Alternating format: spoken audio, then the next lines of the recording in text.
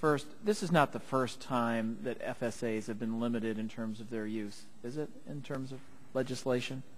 Well, the healthcare legislation itself puts certain limits on, dollar limits on FSAs, sir. And also on what FSAs could be used for, did it not? Well, I had noted before, it changed certain expenditures from FSAs, and as I'd noted previously, the committee has also changed the definition of qualified medical expenses in the past, and that feeds into what's But specifically, the Obama or health care legislation said that FSAs and HSAs could not be used for over-the-counter medication. That's correct. Is that correct? So that was a limitation put in the health care law. Yes, Mr. Chairman. That's one of the examples of the recent changes on FSA. And, for example, an over-the-counter medication might be baby aspirin, for example.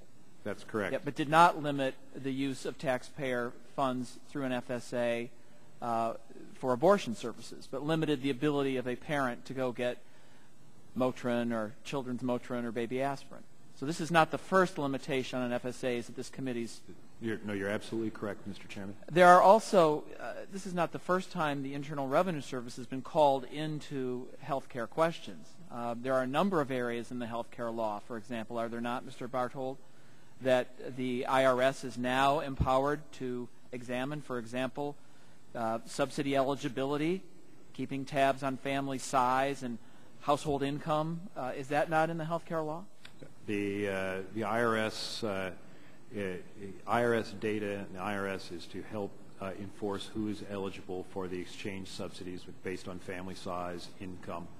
And did not the health care law also mandate that your employer had to report to the IRS for the first time ever the amount of health insurance premiums they've paid on your behalf?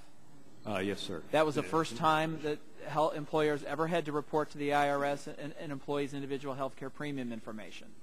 That's correct, Mr. Chairman.